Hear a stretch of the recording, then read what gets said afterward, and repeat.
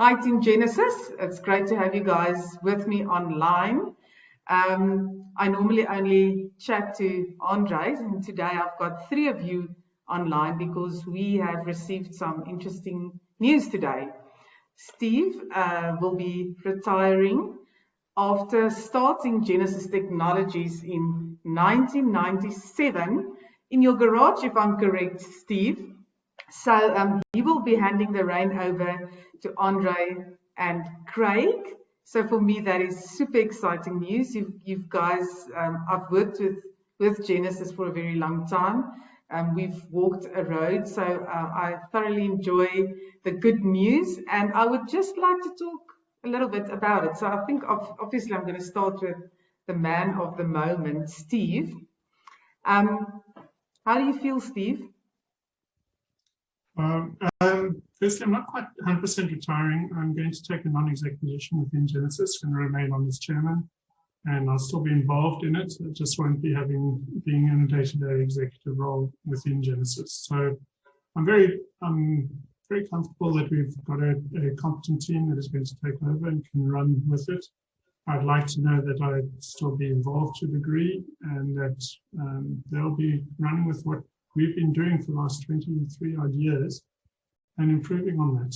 That's kind of where we are at the moment. They've been there for a long time. Craig has been with us for 21 years.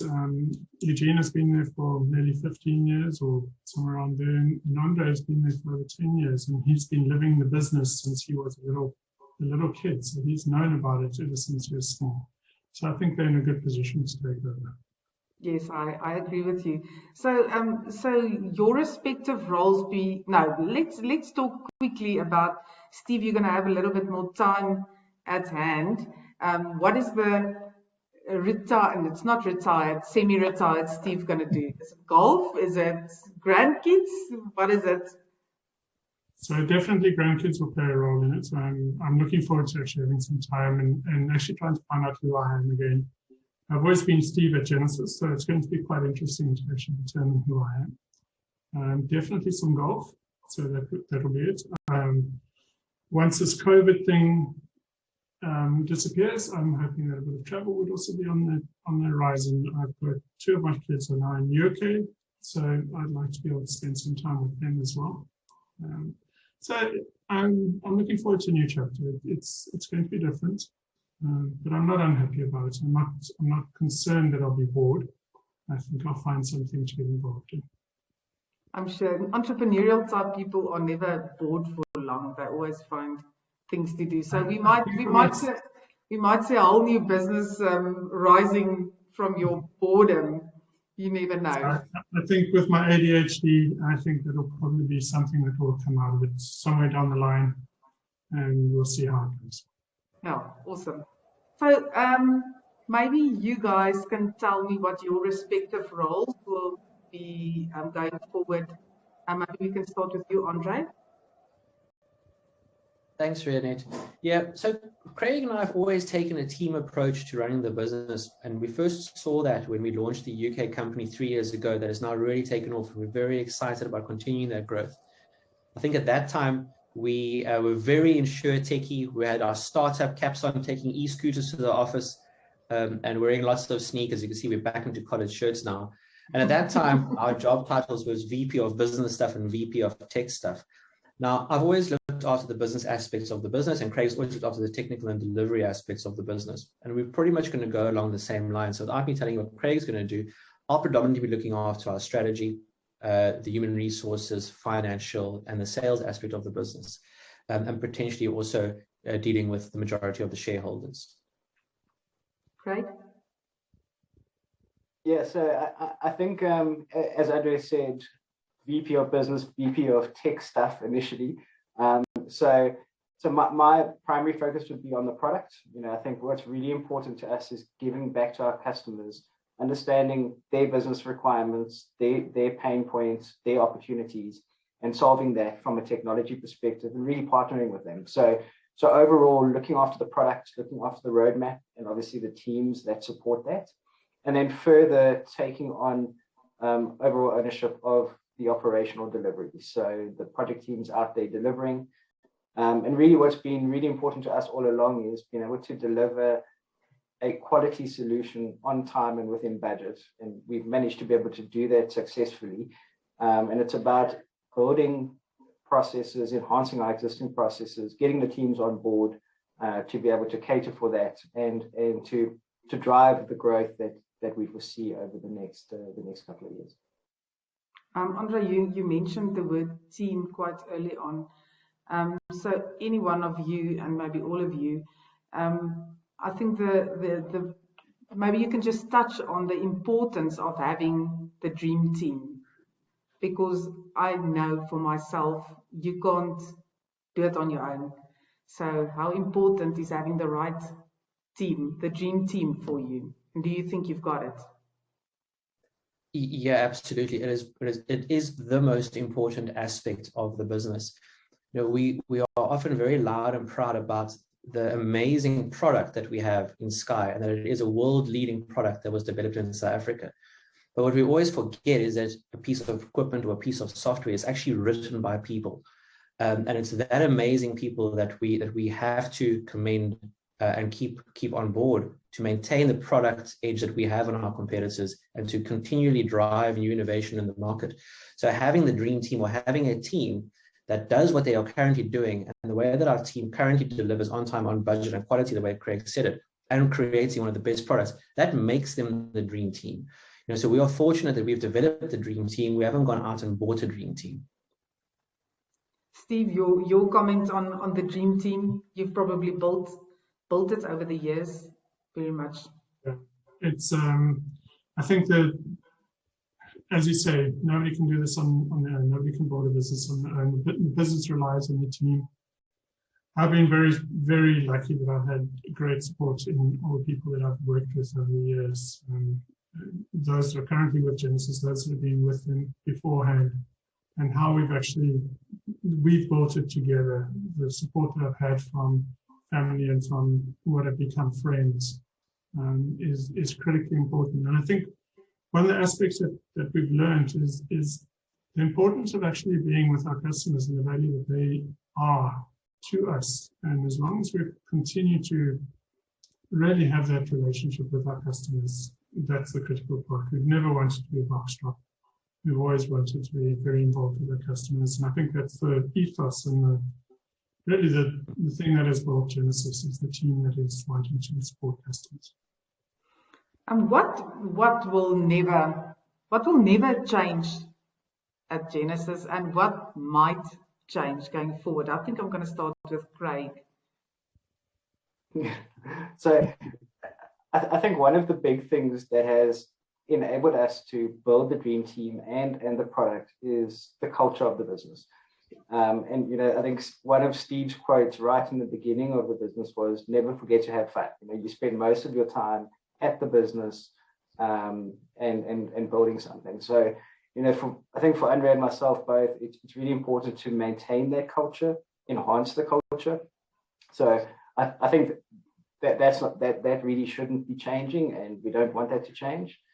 I think what may change is obviously the growth of the business, and it's about how we take the team, the dream team, as well as the product to that next level, which, you know, is going to, I guess, be focused on enhancing processes, increasing the team over time, so that we can achieve the growth.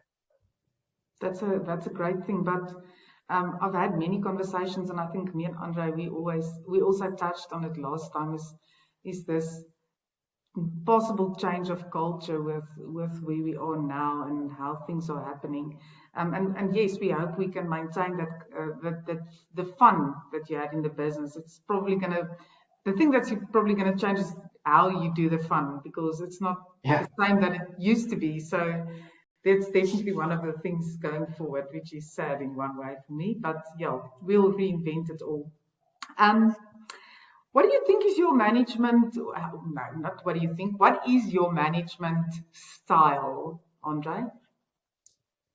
I think my and Craig's styles are very, very different. Hence, looking at after different parts of the business. One of the things that really drive me is metrics and outcomes based targets. A lot of what we have done and seen in the industries, and we see it in the consulting worlds and the more financial worlds, is everything is very times and materials based. And what we are trying to do, as we're trying to do an industry change, and we're trying to do thought leadership around this, is to become more outcomes based. If we deliver what we have to do on time, that should be what we should be targeting. It's not about putting in after hours work. It's not about putting in 20 hours a day. It's about delivering a quality service to our customers in the time that we promise to do that. And if we do that, our customers will be happy and we'll be happy. And as Craig said, really important to have some fun along the way, which does create some interesting concepts when you say, how do you do it for working from home or in a hybrid situation?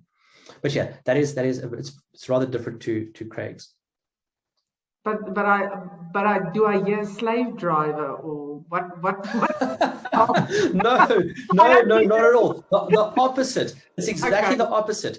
What I'm trying to say is that if your work is done, then your work is done. We will always strive to do more for our customers. But I think the big difference is that we are trying to put in place, or we are trying to try and put in place, ways of measuring the success and the value that we deliver to our customers over and beyond simple time. Spending 8 to 10 hours behind your keyboard a day is not fun, it is not healthy, and it's not the way that we want to do it. We want to be able to understand what the customer wants, deliver a solution to them really quickly, on time and on budget. That's as simple as that. So I'm keen to hear your answer, Craig, your management style. I've heard something along the lines. Yeah, I'm definitely a slave driver. No, I'm joking. I think, for me, it is a lot about the culture, and it's about empowering the teams to deliver the value. I think, and this point around outcome-based is critical. So, if the teams can work remotely and be able to deliver the business value that obviously gives a success to the customers, that's what we're driving. So, my view is to drive a lot of the culture, obviously to create trust and support of the teams, and to inspire innovation. I think us as a tech business is about reinventing and about innovating and not just recreating what's there. So I think it's about, inspiring the team, upskilling the team, and very much allowing the teams to be, in a way, self-managing. So we've implemented some processes to support that, which allows the teams to really understand the requirements that we need to deliver, and allows them to actually unpack that, and as a cross-functional team, define the outputs that everyone's comfortable with. Obviously challenging if it's not exactly what's required, but inspiring, creating that trust, so that we can really drive an innovative output from from one of our biggest asset, which is our dream team. Steve, what's your? Sorry, I was just going to say that approach is, I think, Craig, we should probably double underline that, is to try and encourage creativity. Ask why. Question why we are doing things in a certain way. And that's a culture that Steve has installed from us from day one. From the inception of Genasys, we've always questioned, why do you want to do something the way that you want to do it? What are you actually trying to achieve? And then we try and encourage the team to look at things from a new angle, because questioning what we are doing and why, and questioning the status quo, and then thinking of an alternative way of solving that problem, the output of that process is true innovation. No one just sits out there and goes, I want to innovate, and then innovates for the sake of it. Innovation is a consequence of questioning and thinking of doing things in a new way. And continually improving. Yeah. Yes. So that is exactly what I wanted to ask Steve. Steve, did they get any of their management styles from you? I've always said to you that I'm the worst manager in the world. I don't think I've ever been a great manager. I think what I do have is I have an inherent trust of people, and that they will do the best that they can. You treat people like adults, and that we behave like adults. And that to me has been a real, it served me well. And I think if they can carry on with that as a sense, and I think they will carry on with it. Most people want to achieve. Most people want to do well. Give recognition, respect them for what they do, and that's really, then you don't really need to manage them. And as Craig is saying, self-managed teams. If I didn't have a self-managed team, well, we wouldn't have got anything. So honestly, I really believe in that as a way forward. Andre, what makes you really proud of something that Steve has created, not the business itself? Is there something that really is for you part of his legacy that he has built up and that you're really proud of and that you really want to take forward? I don't think I'll be able to fulfill the parts that I find proud, is that Steve has been able to create a really successful, big and and going concern in a well-functioning business that is very successful. And he's done it by being one of the nicest guys you'll ever meet. Very few people I meet that are nice guys or successful business people. So to have a successful business person with Steve's wonderful positive attributes is a very rare find. And I don't think anybody's going to be able to replicate that. You're right. There's a saying that says nice guys come second. So if you can manage to be nice and come first, you've definitely got a hidden talent that many would want. Craig, so obviously you are fairly young, the two of you taking the business forward. Luckily, like Steve says, you've been part of the business forever, so everyone knows you and everyone knows your capabilities. But I think a message, and you both can give me the message, maybe all three of you, an assurance to your clients that nothing will change, but everything will change for the good of the business, of course. What is your message to FAnews readers, which is your clients? Steve, maybe you can start. Yeah. So I really believe that we'll continue doing what we're doing. I hope we do it better. I hope there's more energy and drive behind what we've been doing in the past. And I really believe that that's why we need to actually let the younger guys carry on. They've got the energy. Andre is the age that I was when I started the company. So I think he's got the energy to take it to the next level. With Craig and with the rest of the team behind them, I really do believe that they're going to continue. And if the values remain, and I think they should remain, then I think it'll be a very successful business. I really do. And with me still remaining involved, I'm going to keep a little eye on that as well. Of course. And I still want to maintain relationships with our customers. I still want to go for a drink with them every now and then once we're allowed to do it again. So, Craig? pretty good. Yeah, I think, Rianet, for our customers, we don't believe anything's really going to change fundamentally, but I think one of the key drivers has always been that we want to partner with our customers and we want to be able to understand where they're going, understand strategies, and show how we do that. So, I think it's a case of getting close to our existing customers, creating a lot of transparency around potential changes in the business as we drive the growth, getting customer feedback to drive that partnership approach, and I think really driving the customer first kind of aspect. Andre, let's end with you. Look, I think what we're sitting with here is the perfect Italian family recipe for lasagna. And this lasagna is a good lasagna, so I don't think we should change the recipe of that very much. What Craig and I are going to do is we just want to make more lasagnas. And that's effectively all that's going to change. We're going to carry on doing what we do well.